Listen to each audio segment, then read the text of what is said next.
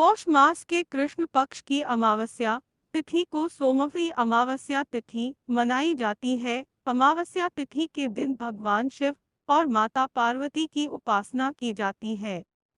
30 दिसंबर यानी कल सोमवती अमावस्या मनाई जाएगी। माना जाता है कि इस दिन जो कोई भी पूजा पाठ करता है उसे विशेष पुण्य की प्राप्ति होती है। सोमवती अमावस्या के दिन भगवान शिव की पूजा और उपासना का विधान बताया गया है। कुछ लोग सोमवती अमावस्या के दिन व्रत भी रखते हैं। इस दिन सुहागिन महिलाएं अपने पति की लंबी उम्र की कामना करते हुए व्रत रखती हैं। इसके बाद पीपल के पेड़ में शिव जी का वास मानकर उसकी पूजा और परिक्रमा करती है।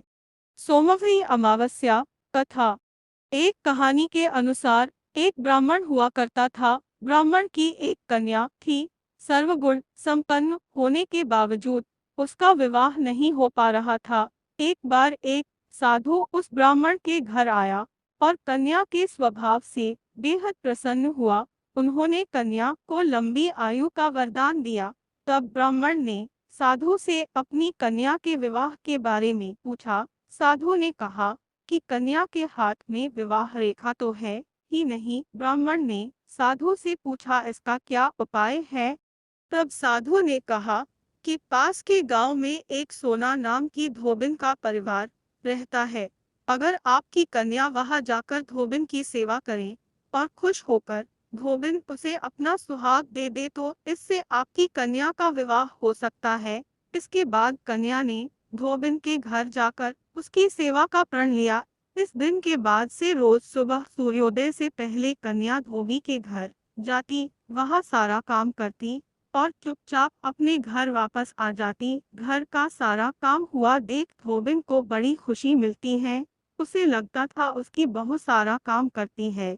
एक दिन उसने अपनी बहू से कहा कि तुम कितनी अच्छी हो, तुम घर का सारा काम निपटा देती हो।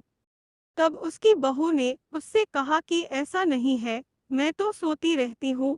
तब दोनों के मन में सवाल उठा कि आखिर घर का काम कर कौन रहा है। अगले दिन यह जानने के लिए दोनों इंतजार करने लगी। तभी उन्होंने देखा कि एक कन्या आती है, घर का सारा काम करती है और चुपचाप चली जाती है। तब धोबिन ने उससे पूछा कि तुम कौन हो और यह सब क्यों कर रही हो?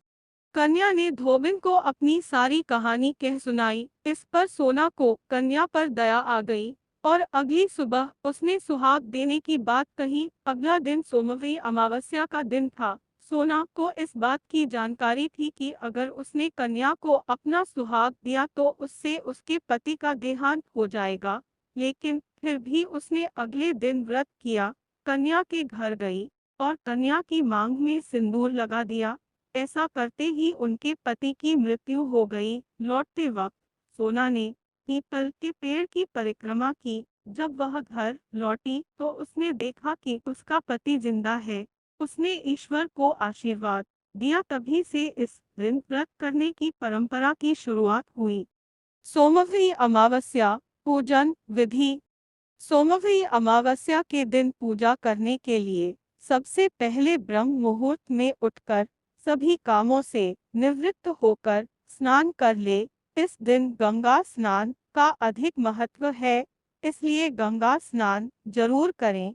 यदि आप नदी में स्नान नहीं कर सकते हैं तो घर में ही नहाने के पानी में थोड़ा सा गंगाजल डालकर नहा ले।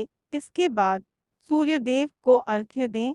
इस दिन भगवान शिव और माता पार्वती की पूजा करने से विशेष कृपा प्राप्त होती है। अमावस्या के दिन अपनी योग्यतानुसार दान पुण्य जरूर करें, इससे हर मनोकामना पूरी होती है। पितरों की शांति के लिए तर्पण श्राद्ध आदि कर सकते हैं।